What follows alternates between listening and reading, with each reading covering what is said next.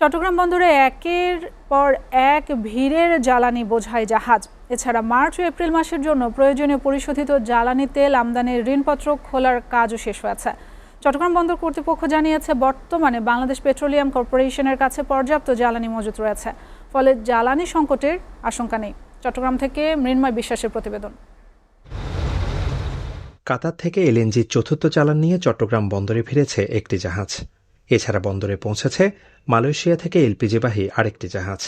আগামী কয়েকদিনের মধ্যে এলএনজি ও ডিজেল নিয়ে আরও দুটি জাহাজ চট্টগ্রাম বন্দরে আসবে।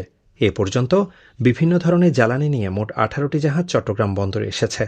এর মধ্যে প্রায় অর্ধেক জাহাজ জ্বালানি খালাস শেষ করে চলে গেছে এবং বাকি জাহাজগুলোর জ্বালানি খালাস কার্যক্রম চলমান রয়েছে। সরকারের সংশ্লিষ্ট সব সংস্থার সমন্বিত প্রচেষ্টায় পরিস্থিতি মোকাবেলা করা হচ্ছে। পাইপলাইনে থাকা জাহাজগুলো নির্ধারিত সময়ে বন্দরে পৌঁছালে জ্বালানি সরবরাহে কোনো সমস্যা হবে না বলে আশা করছেন বন্দরের কর্মকর্তারা।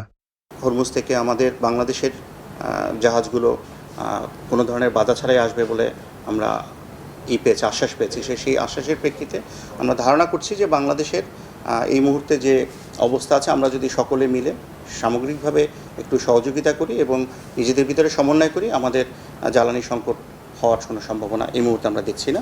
জ্বালানিবাহী জাহাজ দ্রুত খালাসে অগ্রাধিকার দেয়া হচ্ছে এবং প্রয়োজনীয় সব ধরনের সহযোগিতা করা হচ্ছে বলেও জানিয়েছেন বন্দরের কর্মকর্তারা। তবে ভবিষ্যতের কথা মাথায় রেখে জ্বালানি সরবরাহ স্বাভাবিক রাখতে বিকল্প চিন্তার পরামর্শ দিয়েছেন বিশেষজ্ঞরা। অপরিশোধিত তেল নেওয়ার ক্ষেত্রে একটা বিকল্প আছে, সেখানে আবুধাবির ফুজাইরা বন্দর যদি ব্যবহার করা হয় তাহলে সেটা কিন্তু হরমুজ প্রণালী বাইপাস করে চলে আসতে পারে।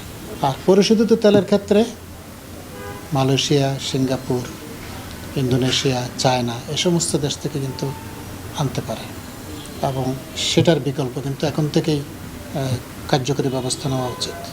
প্রতি মাসে গড়ে 15টি চালানে পরিশোধিত তেল আসে দেশে। মৃন্ময় বিশ্বাস, এসএটিভি, চট্টগ্রাম।